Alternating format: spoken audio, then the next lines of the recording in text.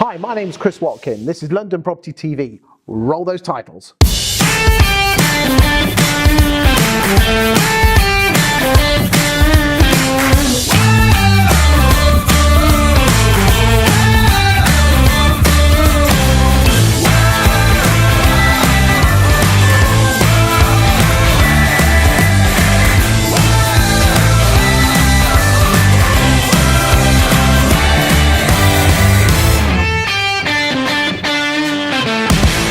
In this week's show, we talk about the affordability of property in London, and we go on a visit to Docklands to find out why it's such a great place to live, work and invest in.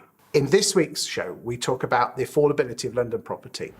Hi, it's Chris Watkin here from London Property TV, and this week I want to talk about the affordability of property in London. In a recent report by the Yorkshire Building Society, they said that the affordability of housing, where we look at average house prices and average salaries, is very, very similar to what it was in 2007. But London is a completely different marketplace. So these are the numbers for London, and to be honest with you, it's a completely different marketplace.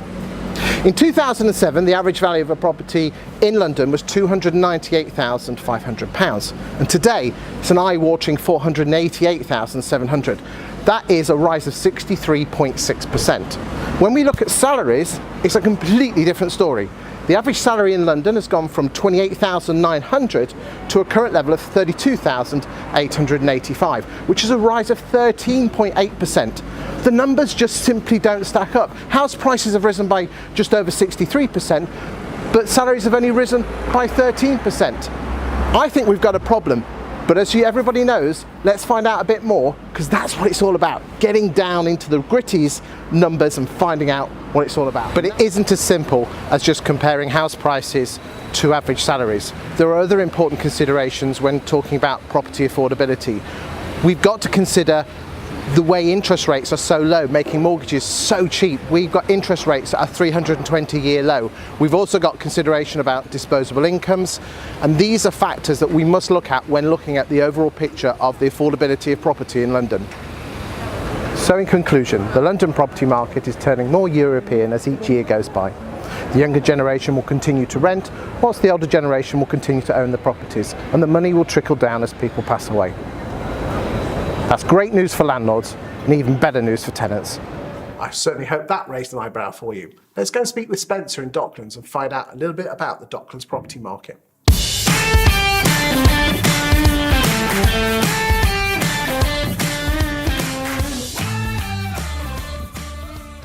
This week you find us in Canary Wharf and with my very good friend and agent Spence. Spence, hey, Chris. Again. Yeah, all good. Why do they call it Canary Wharf? Well, originally a lot of the imports when this was a dock was coming from the Canary Islands. Ooh, you like a bit of Tenerife, don't you? Yeah, absolutely, yeah. So, we're not here to talk about birds or Spanish islands. Talk to me about the Canary Wharf property market in a nutshell. Well, you find us in immensely challenging times. Historically, certainly the last 3 or 4 years, the rental market here, like most of London, has performed phenomenally well. We're going through a bit of a transitional period right now, and that's due to the fact that there's a massive amount of new build stock coming online. So what's that actually doing to property prices and the way properties are selling? We've got a real softening of the market, both on rentals and sales. And that's purely driven by the amount of supply that's coming online. So how's that affecting, say, property prices? I mean, what can you get a 2-bedroom apartment for today? There's 2 or 3 quite distinct types of property within Canary Wharf, E14 and the Isle of Dogs. You've got the new shiny lifestyle developments where there's pools and gyms, and then you have the older stuff going back to about 10 or 12 years. So if you're in a non-development with pools and gyms, a 1-bedroom apartment could be had for around about 250 or late 200s. It's not bad actually, is it? I thought it'd be more than that actually. Adding on another £50 or £70 a week if you're in a development, because obviously the landlord has quite a hefty service charge to pay.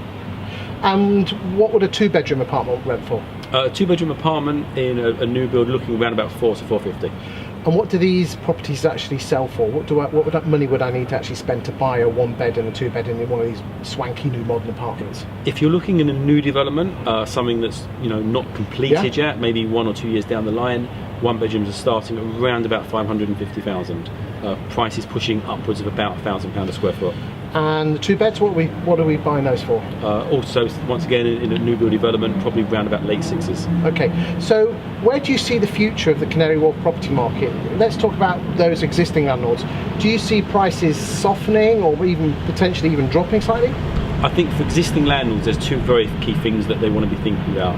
Firstly, the prices, definitely softening, maybe going back to 2015 figures, but also the condition of their property is vitally important. Why is that? Tell me more. Because there's a lot of new build stuff coming online. We mentioned the developments with the fancy pools and gyms and cinema rooms and cocktail bars. So in order for them to compete, the condition of their apartment internally has to be top notch. Would it be fair to say that over the last few years you could almost let anything in any condition in the Canary Wharf area, but now, as you say, landlords need to be a lot more cleverer with the way they present their properties? That's exactly right, Chris. Going back to 2016, agents were predominantly just door openers. We had 10 or 12 people for each apartment, so it was just a matter of really selecting the best client, be it a tenant, or the best person, a purchaser in their best position, right? Now the market has really become very much a tenant and buyer's market. Okay. Spence, you are an agent, your agency's landmark in the E14 area. How long have you been trading and what makes you so different as an agent? I've personally been in the area for 22 years, so I know East London very well. I know what our clients need. Really what marks us out as different is the time that we take with our clients to understand not just where they are now, but where they want to be in 5 years' time. So if you are a landlord or potential landlord and you want to get some advice, are you happy to give your opinion, if someone wants to pick the phone up to you? Yeah, absolutely. I'm always available. Pop into the office, come and meet me for a coffee. We'll leave it at that. Thanks. Thanks, Spencer. Let's go over to level 39 in Canary Wharf and find out why it's such a great place to work.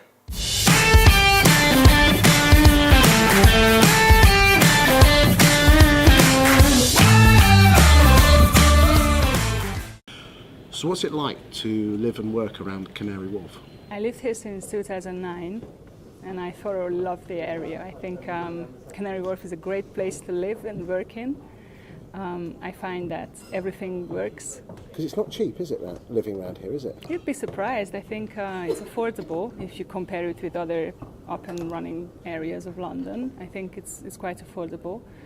I'm an owner myself, so speak of experience. Tell me a little bit more about level 39 at Canary Wharf. Level 39 is a place for small companies to come to get investment and to scale up their operations. We have more than 200 small companies here who are regularly pitching to investors and trying to get new clients. And I think location is extremely important. You have to be part of the right sandpit to become. Because you wouldn't think in such an iconic place, really is the centre of the universe here, that there would be an incubator unit in basically the most iconic tower building in Canary Wharf, Canada Square, the one with the triangle roof. Yeah, there you go. There you go. Berta, why do you love Canary Wharf? It's an interesting mix of Europe and the UK, I think, because sometimes when you walk around, you get the feeling that you could be in any city. You could be in Copenhagen, you could be in Stockholm, you could be in Amsterdam, because of the water is so close. Yeah. There's the channels everywhere, the boats. And then you get the sort of Manhattan feel with the skyscrapers. I do love tall buildings, so I'm thinking maybe I'm the only one here. But what are the people like? The people who actually live in Canary Wharf and the Isle of Dogs. The people in Canary Wharf are very friendly, I think, and open. They're obviously busy because we've got a lot of things on our to-do list, but. I think it's really engaged. It's easy to engage with locals. The local authority, Tower Hamlets, have helped you in your business. Tell me a bit about that. So my company helps people stay safe online. We give individual consultations to high net worth individuals and also business executives about how to resist cyber attacks.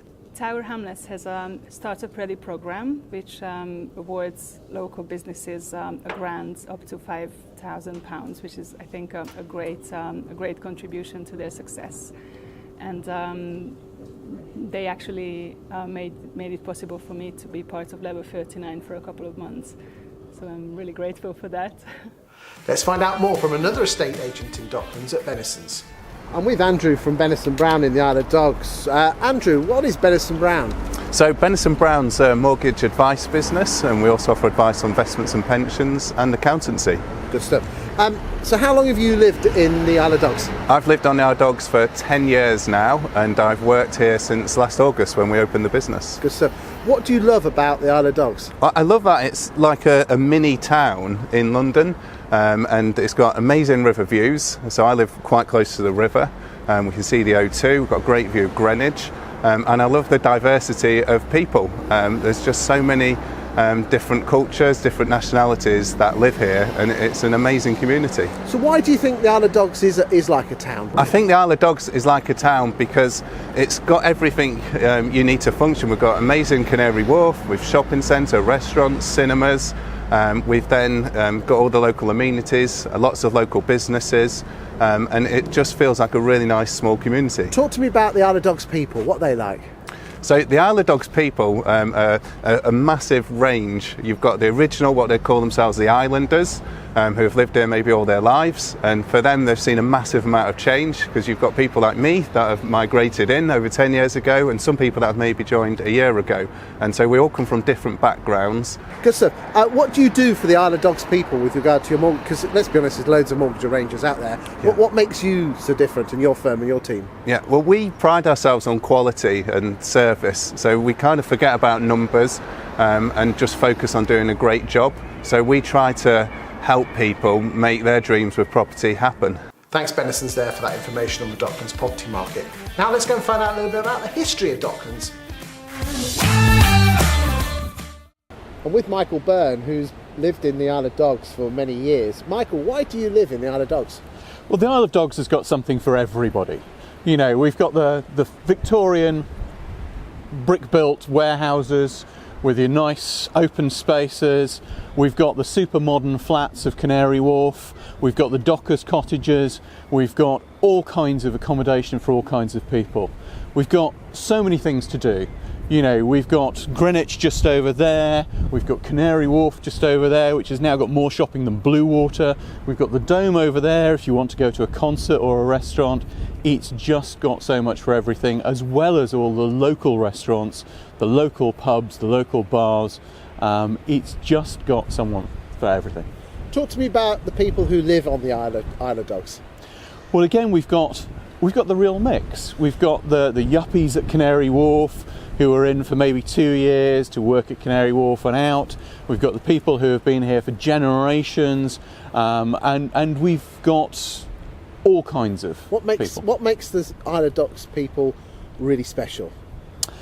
I think it's the warmth. You know, it's a real community of people trying to live together, get on together, help each other, and really trying to make the most out of the fantastic location we live in. And how does the Isle of Dogs make you feel? It's quite a strange place in that we're so close to London, but we're so far away. It's its own little area. You know, we've just down the road from here, we've got our own farm with, you know, special breeds of animals that all the kids can go down and interact with. But we've also got steel and glass, and we've got the 70-storey towers going up at the moment for people to live in, and the 50-storey towers at Canary Wharf for people to work in. I love the Isle of Dogs because it's got something for everything. It's got something for every time of day. There's the Docklands Museum, there's the Maritime Museum, and then, you know, if I want to go out in the evening, we must have 30 restaurants on the Isle of Dogs. We've got the Dome close by, we've got Greenwich close by, we've got so much to do at Canary Wharf, and the local restaurant. Where local do I labels. sign up? Well, all that history's made me thirsty, so let's go to one of the oldest pubs in London on the Isle of Dogs. Get out my pub. Cheers everyone, I am at a 300-year-old public house called the Ferry House on the Isle of Dogs, started up in around 1729 with Lauren and Craig. Lauren, Craig, what makes the Isle of Dogs so brilliant? The Isle of Dogs has got a really good community around here. Everyone, there's a lot of people that have lived here since when the island was docks, so it's a very busy trading place for docks. So we've got original dockers that used to work on the docks that still drink into this pub to this day. Craig, you're the boss man here. What made you took this pub on? Well, initially they closed my last pub in Elephant Castle, and they thought this would be the place that I'd fit in best. Totally different setup from what I was used to.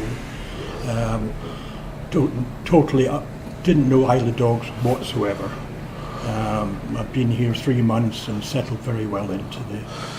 If you had to describe the Isle of Dogs people, how would you describe them? The Isle of Dogs people are a very mixed batch, from business to just locals, retired people, fair mixture. Lauren, what do you like about the Isle of Dogs people? The Isle of Dogs people are very passionate, and they have strong beliefs in, they call it, you've got the original islanders that live here, and then you've got the newbies. But everyone's very accepting of each other, but they're very passionate about the island. Why are people so passionate about the Isle of Dogs? People are passionate about the Isle of Dogs, so they want to keep it still green. Although there's a lot of development, they want to keep it green, they want to keep it community focused. I tell you what, guys, it's an absolutely cracking boozer. You know, you are literally minutes away from 21st century Canary Wharf with its 39, 40, 50-storey places. You've got the river, you've got the O2, and you've got an absolutely cracking boozer. I mean, it's brilliant. Guys, thank you very much. The thing that makes London are its people. And we caught up with this gentleman who'd been living in the Docklands for decades and decades. Let's find out more why he loves living in the Isle of Dogs and Docklands. One of the things I've learnt about the Isle of Dogs is the old and the new, the people that have lived here forever versus the people that have been here literally minutes. And I'm with Paul here. Paul, how long have you lived on the Isle of Dogs? I lived on the island since I was 12 years old. Good stuff. So that's only about 10 years then? About 10 years, yeah. Good stuff. Yeah. Talk to me about the Isle of Dogs. Why do you love it so much? The Isle of Dogs. When I first moved on the Isle of Dogs, there was nothing here. But over the years, it's grown to be an environment, healthy, pleasant place to live in here, because you've got a sufferance of people living here and business, and it's more people have now more opportunities living around here where they never used to have opportunities. So obviously, it's just a nice place to live. What about all these outsiders trying to move into the Isle of Dogs? Outsiders, well, it happens everywhere really. I mean, but they're still welcome. They still are part of the Isle of Dogs, as you can probably say. It works both ways, negative and positive. What do you love about the Isle of Dogs? I love just the character of it. It's got history to it. It's just a flow of it. It's a small town. It's a small place, but everyone seems to know about it. It's got, as I said, most of it's got loads of history here, and the people are quite friendly as well. Well, they are friendly, to be honest. Would you live anywhere else apart from the Isle of Dogs? To be honest, probably yes and probably no, because I always class this island part of my home. So. Okay. Maybe. What one thing would you change about the Isle of Dogs? The weather. No, we can't change that. No, I suppose some of the building, what goes on is a bit, but apart from that, not really much. It's really weird because it's like they call it the Isle of Dogs, and it is like a big island. You've got the big stuff at the top, the skyscrapers and the Canary Wharf. You've got the ribbon around the river with all the modern posh apartments, and then you've got the dock cottages in between. It's like a huge mix. Why do you think it works? It works because you got the bigger part, where you got the business part and the investors. They leave the locals or the smaller people alone. They're not actually encroaching on them. So that's probably how it works. And you probably find there's a few people who actually work in Canary Wharf. So it's over years everyone's sort of like adapted to what the surroundings are. Good stuff. Yeah. I just want to say a big, huge thank you for watching all 5 episodes of London Property TV. We look forward to seeing you in the next series.